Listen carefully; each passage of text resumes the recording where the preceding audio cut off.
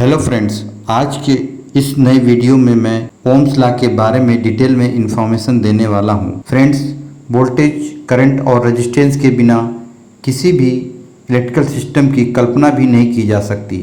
इसलिए जब हमें किसी भी इलेक्ट्रिकल सर्किट को डिजाइन करना होता है तो इन तीनों इलेक्ट्रिकल पैरामीटर को ध्यान में रखना जरूरी होता है। जर्मनी के फिजिक्स के साइंटिस्ट जॉर्ज साइमन ओम, जिन्होंने इलेक्ट्रिकल सर्किट में वोल्टेज, करंट और रेजिस्टेंस के बीच के संबंध को प्रैक्टिकली वेरीफाई किया।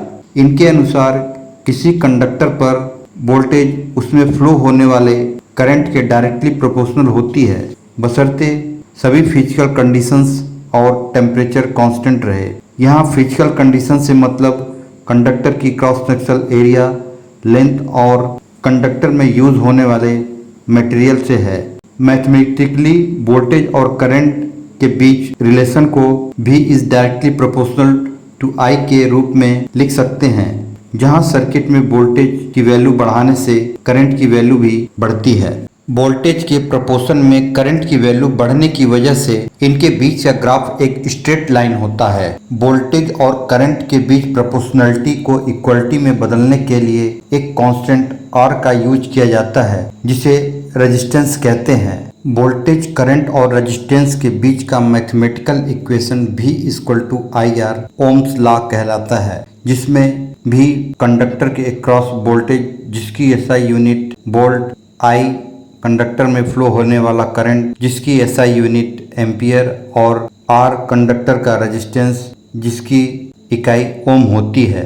किसी भी कंडक्टर का रेजिस्टेंस उस कंडक्टर की क्रॉस सेक्शनल एरिया, लंबाई और मटेरियल पर निर्भर करता है, जिसका मैथमेटिकल इक्वेशन R = ρL/A होता है। वोल्टेज, करंट और रेजिस्टेंस के बीच रिलेशनशिप को एक टेबल के माध्यम से समझने की कोशिश करते हैं। यदि पहले रो के सर्किट का रेजिस्टेंस 4 ओम हो और उसमें 2 वोल्ट अप्लाई करके करंट की वैल्यू V/R से कैलकुलेट करते हैं तो यह 0.5 एम्पियर आता है, और दूसरे रो में रेजिस्टेंस की वैल्यू सेम रख के वोल्टेज को डबल करते हैं तो करंट भी डबल हो जाता है। इसी तरह तीसरे रो में वोल्टेज की वैल्यू को 3 गुना करके रेजिस्टेंस की वैल्यू को सेम रखते हैं तो करंट भी 3 गुना बढ़ जाता है। यहाँ सर्किट का वोल्टेज बढ़ाने पर करंट की वैल्यू भी उसी प्रोपोर्शन में बढ़ रही है।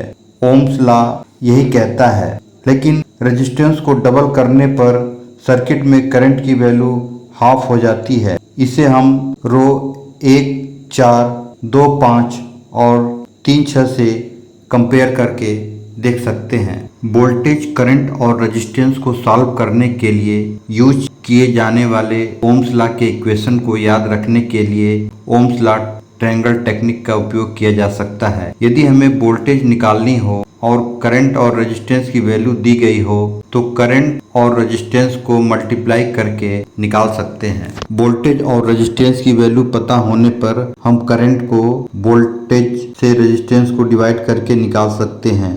इसी तरह वोल्टेज और करंट की वैल्यू पता होने पर वोल्टेज को करंट से डिवाइड करके रेजिस्टेंस को निकाला जा सकता है।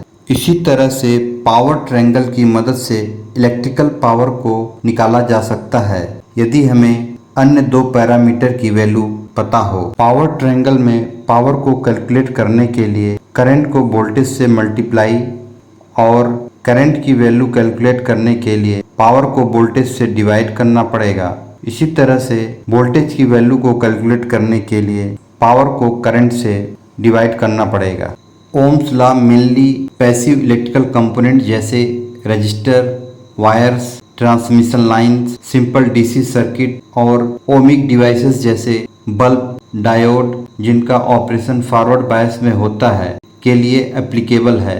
ओम्स लॉ सभी इलेक्ट्रिकल कंपोनेंट और सर्किट के लिए सीधे तौर पर एप्लीकेबल नहीं होता है। कुछ रिएक्टिव कंपोनेंट जैसे कैपेसिटर और इंडक्टर जो कि फ्रीक्वेंसी डिपेंडेंट होते हैं। इसके अलावा नॉन लीनियर डिवाइसेस जैसे ट्रांजिस्टर भी ओमिक लॉ का स्ट्रिक्टली फॉलो नहीं करते हैं। उम्मीद है जानकारी अच्छी लगी होगी।